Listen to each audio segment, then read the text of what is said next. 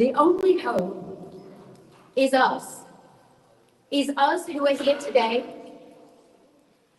is the Workers' Party, because it was the only party that has dreamed a dream of hope. The only party to speak unequivocally the truth about what the status quo is doing. And we've been punished for it. They've tried to silence us, they've tried to discredit us, they've tried to discredit every single person that's been associated with us. But we're not falling for it, because the more they do, the more they show themselves up. The last 3 months have shown us that we need hope, and that's what the office in Rochdale actually represents. It represents hope. It represents hope for the pensioners who have had their fuel subsidies cut. It represents hope for the working mothers, the parents who have had the 2-child cap restored. It represents hope against all the oppression that the working classes in Great Britain and Britons in general have been subjected to over decades, and now again with Labour. But for us to actually grow this hope and make it into a mission that we can accomplish, we need as many of you as possible, your families, your friends, to join us. So let's start with scanning the QR codes that are dotted around the room. If you're not already a member, become one. And then invite others. Let's grow this movement, because we need that hope. We need Workers' Party offices to be dotted around all across the country, to pop up, and they will. Because it's necessary, because there is no other alternative, and because Britain does deserve better. Without further ado, I want to introduce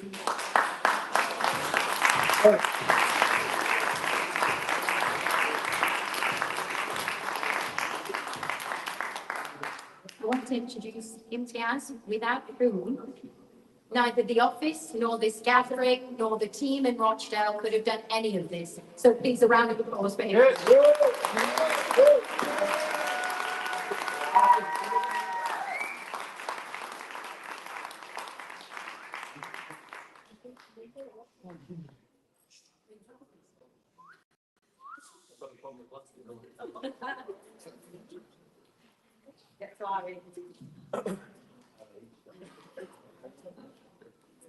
Firstly, thank you all for being here today. You know, the crowd every time just gets bigger and bigger. Is this sounding all right? Yeah, that's good. Take it off. It's clear that our gatherings are growing, and I'm hoping that the next one we're going to have in the town hall. I usually speak from the heart, but today I have a script, as you can all see. I fear that the anger and the frustration I feel may result in me saying things that are true, but could offend you and prejudice the legal proceedings we are ongoing. Today, as Aroma said, marks a new dawn. It's not just the opening of a new office, but it's the ushering of a brighter, fairer future for all of us. If Birmingham represents our collective strength, then the North definitely is its beating heart. The pain and the anguish that we've witnessed in Palestine for over a year hasn't lessened. It only grows deeper, more unbearable. Every day the suffering is escalating, and the cries for help grow louder. We can't stand by. We must do everything within our power to stop this devastation. And today, the opening of the office is one step closer.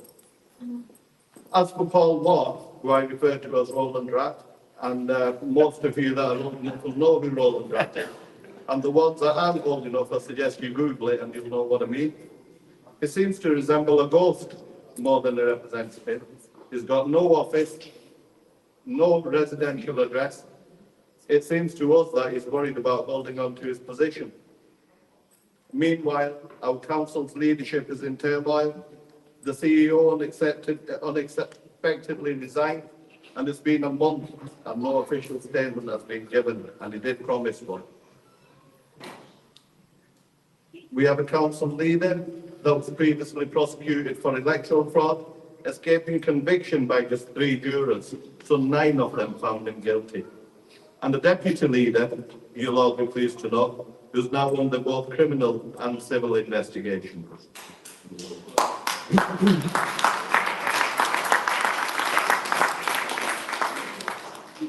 To say the Labour Party is in crisis is an understatement.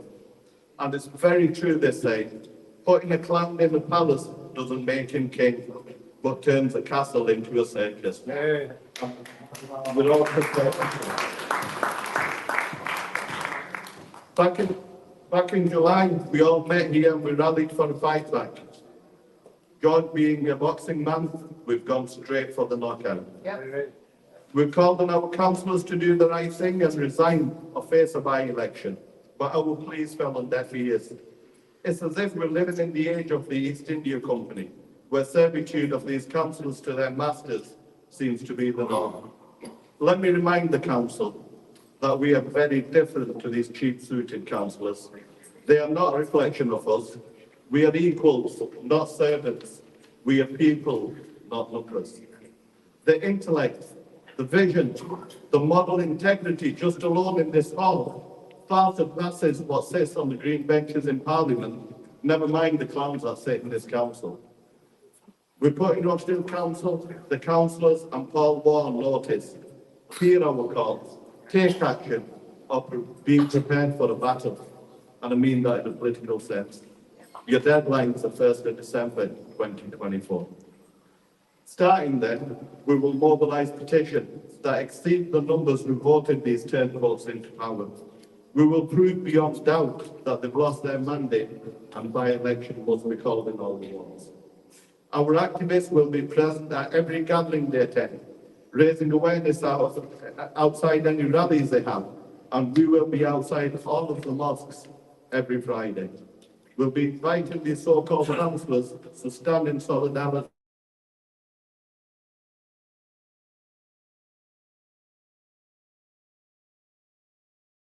of the genocide. Yep.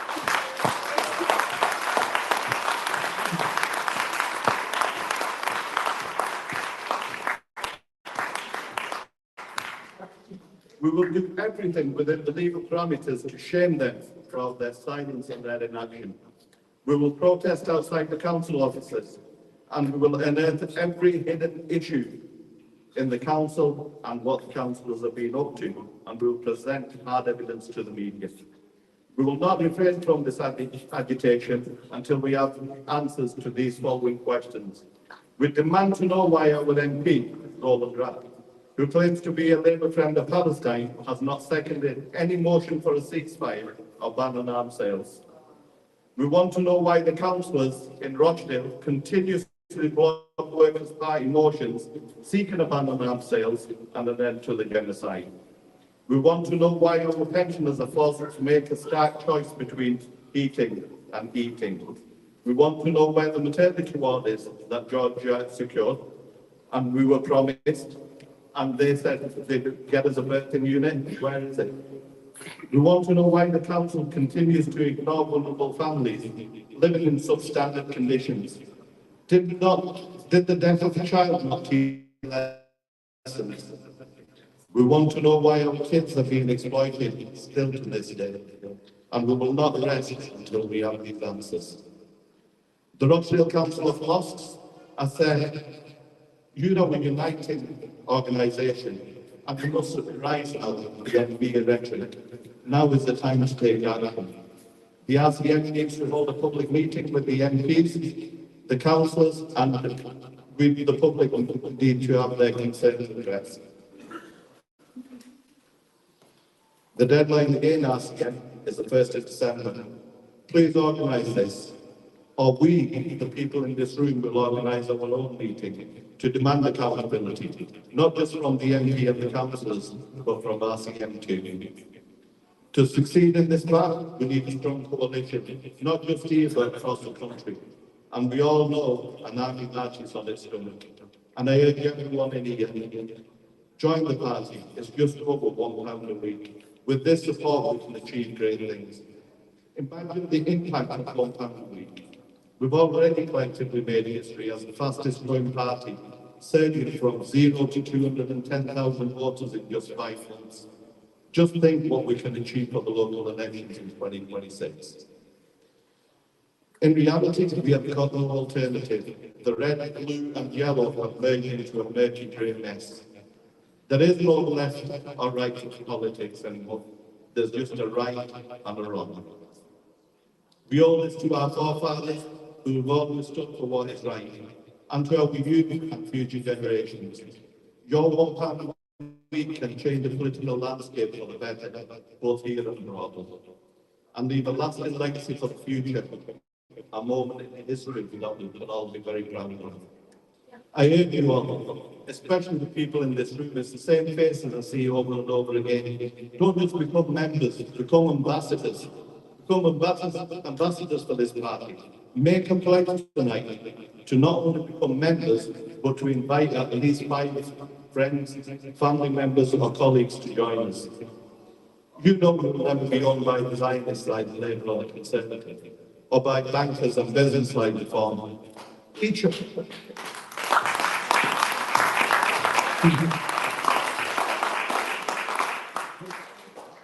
you have a stake in our party, its finances and its policies.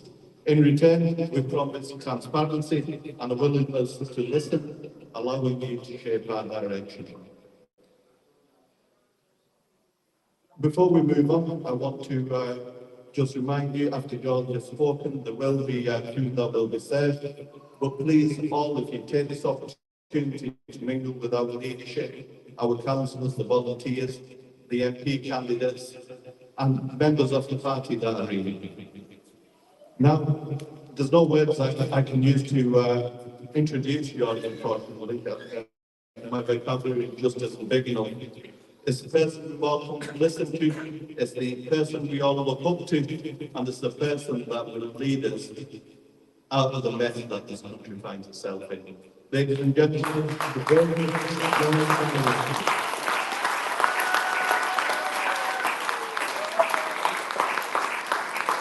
Thank you,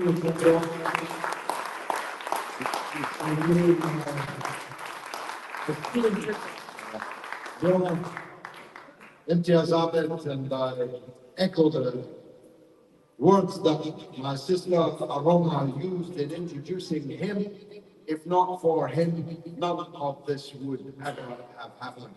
If not for him, we would not have won the by-election on the 29th of February and set the political world alight. We would not have had the name Rochdale echoing across the whole world. I made a compilation of all the people who online used the word Rochdale, from Australia, from the United States, from Africa, from Asia. I've got the word Rochdale spoken in multiple accents, all on tape. We even got the Pope to say the word Rochdale.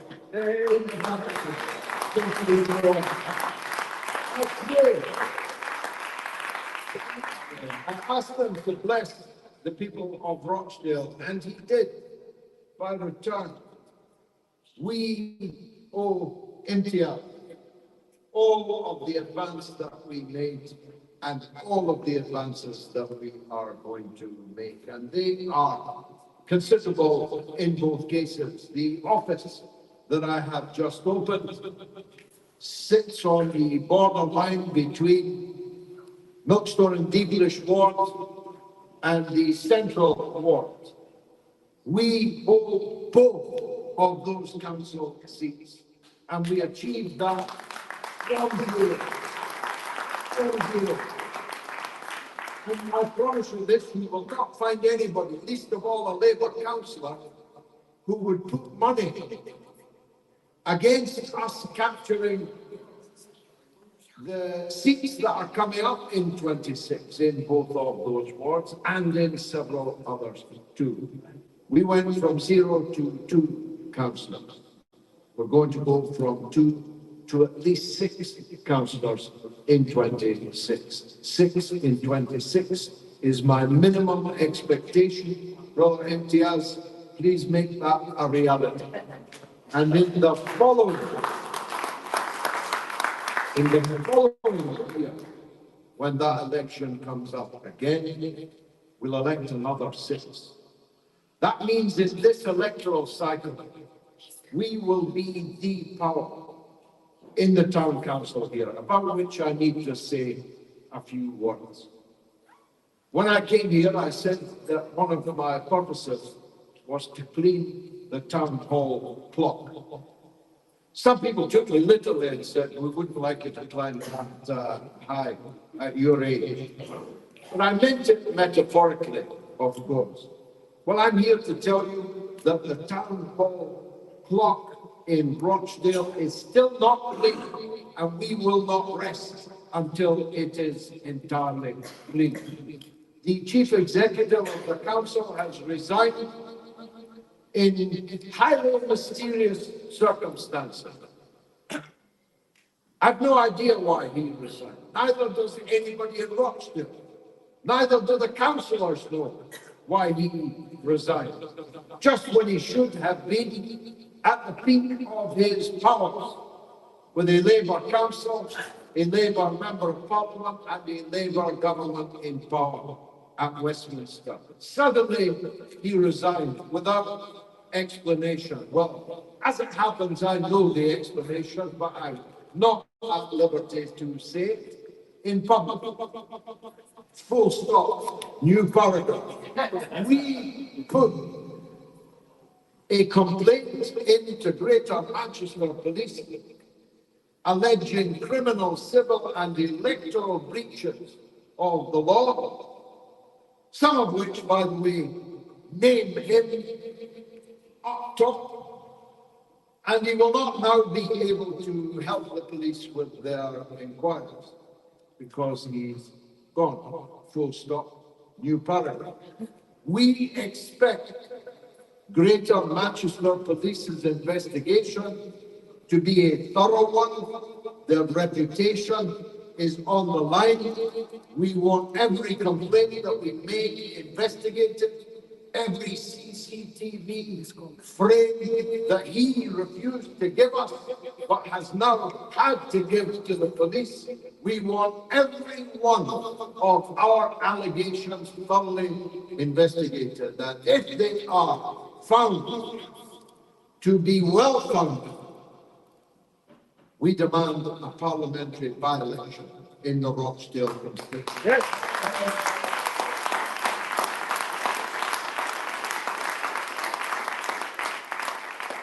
And if there is a parliamentary by-election in the Rochdale constituency, if you will have me, I will again be the Workers' Party candidate.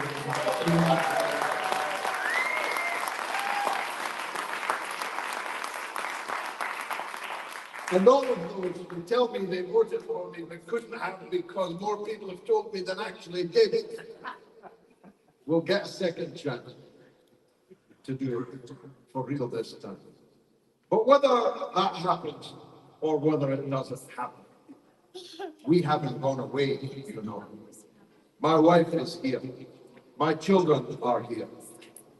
My children and her children, all the way from London, are here. We're not going anywhere. We're in Rochdale. We will meet Rochdale. And now that I have an office to call my own, our own, I'm even thinking of a camp bed in the back there in which I can pitch. We will always be with you as you have always been with us. Imtiaz, in his opening remarks, talked about the political situation we have here in Rochdale, in this region, in this country, and indeed on a global level. The first thing that needs to be said is this: there is no hiding place. They have a Labour MP, they have a Labour council, they have a Labour government. That means everything that does not get better in Rochdale is their responsibility. Everything that gets worse in Rochdale is to be blamed on them. That's obvious. Can't blame it on me. can't blame it on the Tories. It's to be blamed on them. And Imtiaz adumbrated some of the most obvious ones. The one that hurts me the most is the maternity ward. I secured a promise from the Tory Minister of Health to reopen the maternity hospital here in Rochdale. They said we couldn't have a maternity ward because you need an accident and emergency facility. We said, well, that's easily solved. Let's reopen the A&E as well as the maternity ward. They said, no, you won't have a maternity ward. You'll have a birthing centre. This is New Labour's. They don't like mothers very much. They don't like women very much. They think men can become women just by putting a frock on and a bit of lipstick on. One or two of them are in the House of Commons now, but they didn't like the term maternity ward. They wanted to call it a birthing centre. Okay, let's agree. A birthing centre. Where is it? When are we getting it? Labour controls the NHS budget in Westminster, in Whitehall, in Manchester, and here in Rochdale. As a matter of fact, the departed chief executive of the council was also the chief executive of the NHS. Nice work if you can get it. So they control that. So where is the birthing centre? When will babies be able to be born in Rochdale again? They have to answer that. And if the answer is not yet or never, the voters in Rochdale have to weigh that in the ballot when they go next to the ballot box in this town. I know I've said this to you 100 times before, but what kind of town would it be where nobody could be born in it? Think that through. That means extinction for Rochdale in the long term. You can die in it, but you cannot be born in it, meaning that Rochdale eventually would cease to exist. Who would settle for that? Who in Rochdale wants that as their future? That's the one that matters the most to me, but the others that Imtiaz listed are just as important. Who amongst the old age pensioners who voted on July the 4th knew that they were voting to have the cold weather allowance stolen from their purse, stolen from their pocket? Who knew that? Did Labour tell you in advance, vote for us, we'll make your pensioners colder, we'll make your pensioners choose between heating or eating? Of course they didn't. They lied by omission. They accused the Tories of wanting to do that, though the Tories never did it. And as soon as they were in, they stole the money from 9.4 million old age pensioners in Britain. Thousands of them here in this town of Rochdale.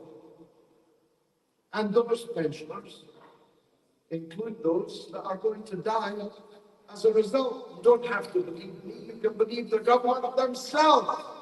Their own study showed that thousands of pensioners in Britain would die as a result of their withdrawal of the cold weather payments. What kind of Labour is that?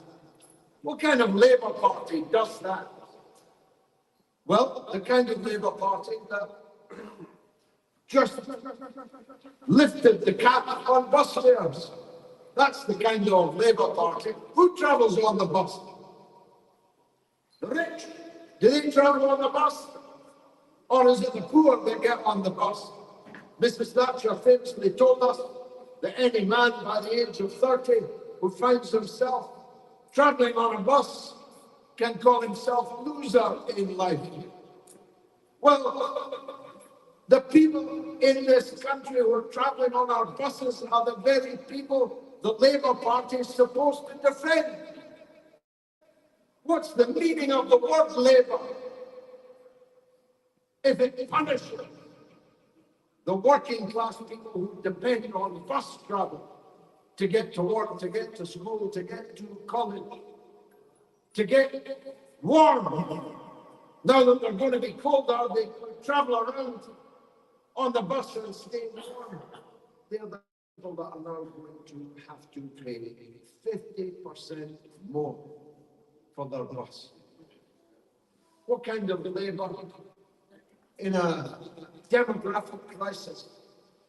What do I mean by demographic crisis? We live in a country where people don't want immigration, but are not having children. Again, do the math. We're on the way to functional extinction if we cannot get our birth rate at least up to 2. It's now 1.6. Therefore, we have a national emergency looming in Britain. We should be encouraging people to have more children. We should use the tax system to make it affordable to people to have more children. What did Labour do? They announced that they would keep the 2-child cap on child benefit. Hard luck if you were the 3rd child or the 4th in a family, in a country that needs more big families. You'll get no help from the state whatsoever. What kind of Labour Party would do that? I'll tell you what kind of Labour Party. A Labour Party that has nailed its colours firmly to the flagpole of the State of Israel and Benjamin Netanyahu. That's the kind of Labour Party that we are working. And I don't have a say, so I might offend. But I've got to say to Muslim Labour councillors in Rochdale, how can you continue to be a Labour councillor when your government is slaughtering Palestinian children and women every single day?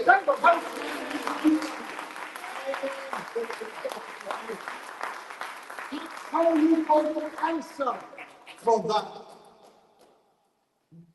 When you prostrate yourself in prayer, how do you square that? When you get ready to fast in Ramadan, how can you imagine that your fast can be righteous when you're sitting with the title Labour Councillor on your note paper, on your little plastic card?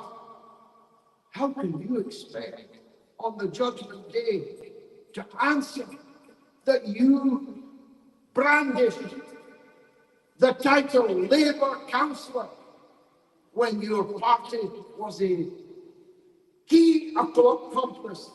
Labour is the key accomplice in the world, even more than Biden. Biden's giving money and guns, yes, but he never ever states that without qualification he stands with Israel.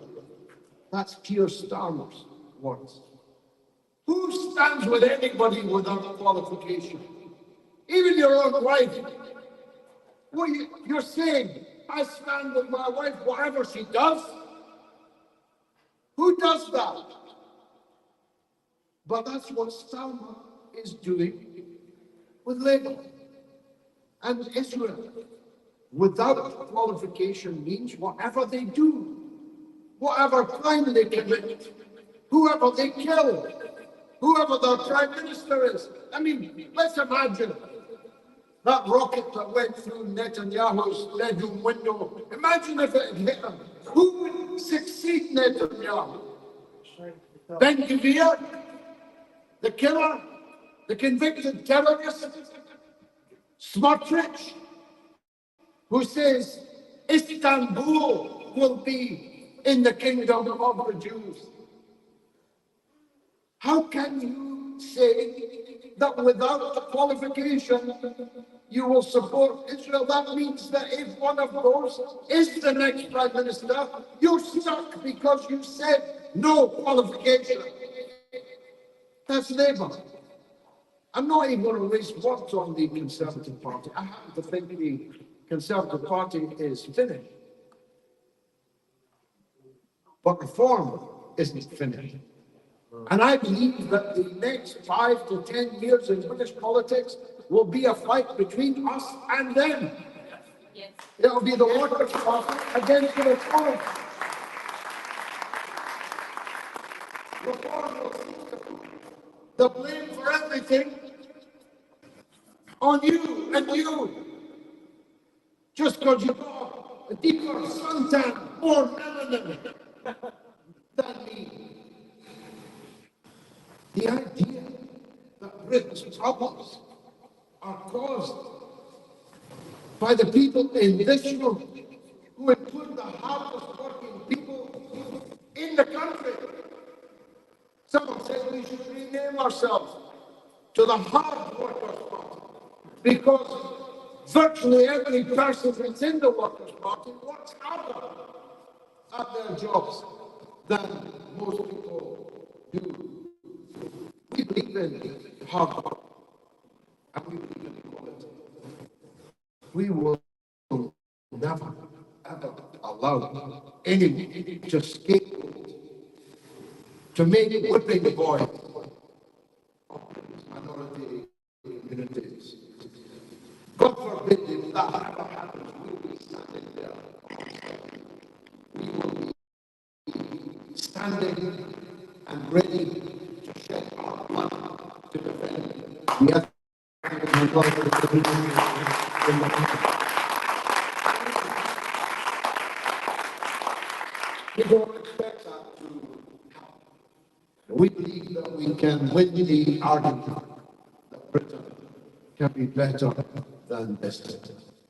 Britain's going down the drain, you know. I mean, the reason why Stark is the most unpopular prime minister in British history. Imagine, he's only been in 5 months. He's already more unpopular than Liz Truss. He is hated by millions of people around the country already. And he's only just getting started. He's hated by the farmers. He's hated by the small businessmen. He's hated by the workers who are getting their pockets picked. He's hated by the millions who stand with Palestine. He's hated by all sides. And his skill set is so limited that he has no means of getting out of the jam that he is in. He says his father was a toolmaker. Well, he didn't make a very sharp tool. He didn't make a very sharp tool. I never saw clumsier, more clunky, more ham-fisted prime minister, and I've seen many. I'm so old. Winston Churchill was the prime minister when I was born. Mr. Churchill famously said, I'm sorry I made such a long speech. I didn't have time to prepare a short one. And I know that I'm all that's standing between you and those chicken drumsticks I can see and smell coming from the back of the room. So I have only a few more things to say. Please regard that office as your office. If you're a Workers' Party member, you'll get a key and you can use it anytime that you need to use it. You can print off your document. You can work on the computer there. We've got CCTV, so no hanky-panky. You can use it to meet people. You can use it to hold meetings. It's your office. I'll be on the television because I'm remotely connected to it. So if you need to speak to me, you can speak to me from that office, on that television. This is the shape of things to come. At the moment, that office is the headquarters of what we call Greater Rochdale, which means essentially Bury, Oldham, Blackburn, and some parts of the city of Manchester. But I believe, and under Imtiaz's leadership, this is going to happen. There'll be offices like that beginning to appear in towns and cities all over this country.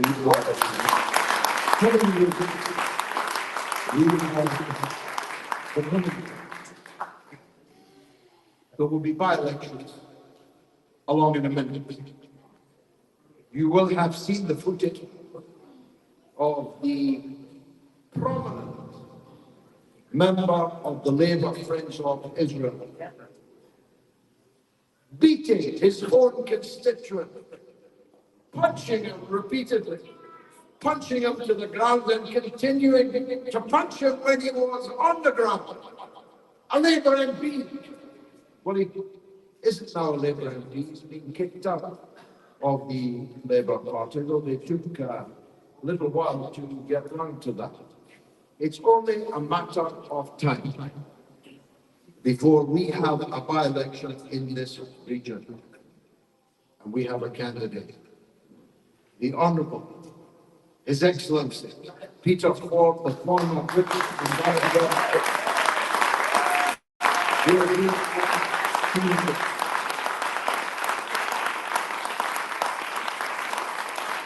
We'll have a contest between a Labour candidate whose predecessor clubbed a constituent to the ground and kept on clubbing him, and a respected former British ambassador and deputy leader of the Workers' Party, Peter Ford. We want that. Bring it on. Bring it on.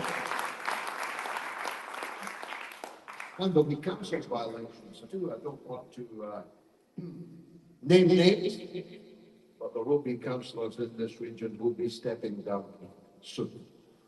In Liverpool, for example, we're fighting a by-election there.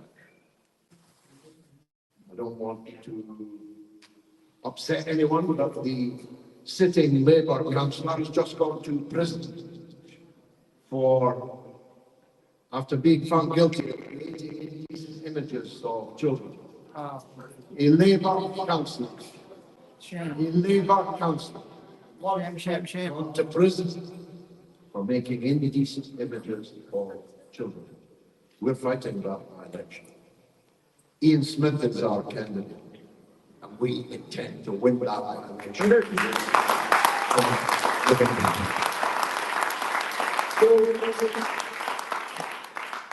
There are always by-elections, and we'll always be there to fight.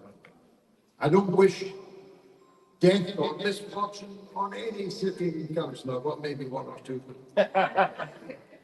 As the great Labour politician and Aaron Bevan once said about by-elections, where there's death, there's hope. I don't wish anyone's demise, but I do think these Labour councillors to whom Imtiaz referred to at the beginning should consider their positions before the 1st of December. If you defect now, between the 1st of November and the 1st of December, we will consider bringing you into our ranks.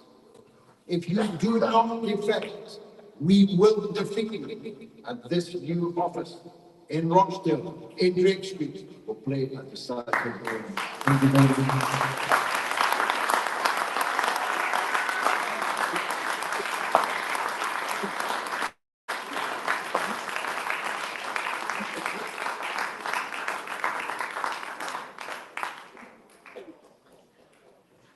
I don't really know what to say because standing up after George's spoken is really difficult. So thank you to the wonderful speakers. Imtiaz did mention before that there's going to be some food and we love everybody to stick around, mingle a little bit, speak to each other, speak to us if you have questions, if you want to join, if you're thinking about joining, speak to us. There's plenty of Workers' Party members here, and of course there's wonderful leadership here to speak to too. So please stick around, eat, drink, enjoy. Thank you.